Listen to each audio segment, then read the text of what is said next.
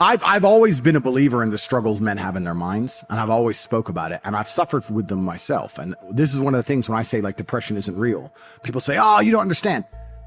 Let me counter that argument by saying, I understand very well. Me convincing myself and me deciding that depression isn't real is how I prevent myself from ever feeling depressed. And I've only constructed that mental model because I've been in situations in my life where I felt depressed. I'm not saying depression isn't real because I've never felt depressed. I'm saying depression isn't real because I've been very depressed. That people don't understand where my mindset comes from. I understand struggle and mental health and all these things. And yeah, jail was another chance to certainly touch on them, because in jail, in real life, when you have my kind of resource, you can distract yourself very easily.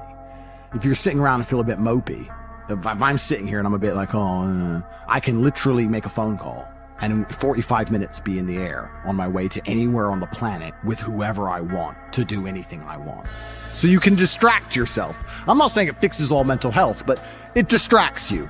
Whereas in jail, you are stuck alone with your thoughts. And it was certainly a test of my mental resolve. And I would say that I passed.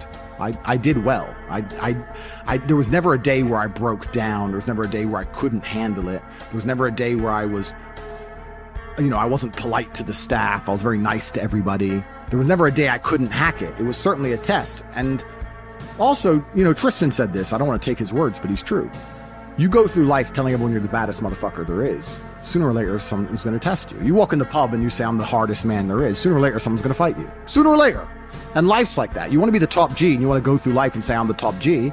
Then God's going to say, well, we're going to see if you deserve to call yourself the top G or not. We're going to put you in a Romanian jail cell. And we're going to leave you there to rot. You're not going to know how long you're in there for. And the biggest mindfuck is I thought I was going to be in there for years. I had no idea. Everyone's telling me years. I thought I was going to be in there for years. So maybe God was just seeing, he was watching me and he was having a look and saying, you want to call yourself top G? Let's see. And I like to think I passed that test. So it is what it is. But yeah, I agree with you. In terms of mental struggles, yeah, they exist for all men. And I also think that's one of the reasons I'm so large. I talk about those things a lot. I talk about those things a lot with men and I help men with them. And I try and say to men overall that life as a man is pretty shit.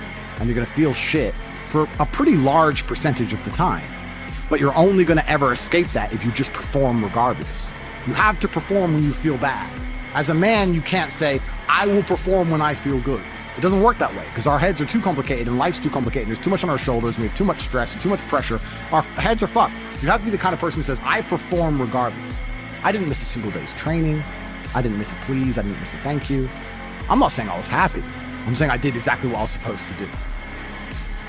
The worst thing about prison, I think, for everybody else, because there's a lot of men in there who were crying, a lot of men who were having mental breakdowns, I think it is the problem I didn't have, which is knowing that if you're a normal man, you go to jail, and they just pick you up and you go to jail. Who pays the rent?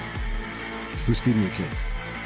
Who's your wife sleeping with? Life gets hard for all the external things you could no longer control, things that were your responsibility. I was lucky I didn't have those problems, and when I spoke to people, most people's issues were things that were happening on the outside, and I felt really good knowing that my life is set up in a way where even if I'm plucked from it, it operates.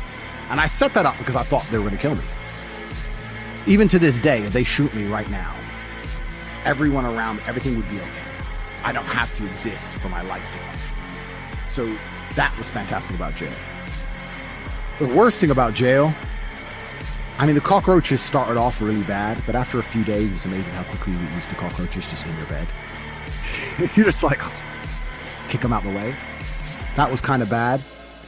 But not knowing when I'm going to get out, that was bad. Having my name slandered all around the world, that was bad. Not knowing how people are reacting to it. Like my first month in jail, I didn't know if people believed this garbage or not. I had no access to the internet. I didn't see anything. There was a lot about it that was hard. But I have to believe it's going to make me a better person. Why else did I go? What did I go for? To waste 3 months? To stare at a wall for 3 months? Is that why I went to jail? No, I must have gone to jail to become a better person. I must have learned something. I have to self-analyze and find the lessons and pick it out. And I think a lot of people don't do that with all the bad situations in their life. regardless of whether you went to jail or a woman left you or your business failed, whatever it is, you need to analyze the entire situation and say, okay, what can I learn? There's a big pile of shit here, but there must be a little bit of gold inside. So I've just tried to look at it as a massive learning experience, and perhaps that's a coping mechanism, but I've found a lot of lessons which I'm implementing. And And there's a very strong chance they're going to put me back. Not because I'm guilty, because I haven't done anything wrong, but because I'm currently in the middle of a judicial system. I'm in the judicial system of a country. I don't truly understand the language. I don't understand the judicial system. I don't understand the charges against me. I don't understand how any of this can be legal. I don't understand where it's come from. I don't understand the evidence they believe they have.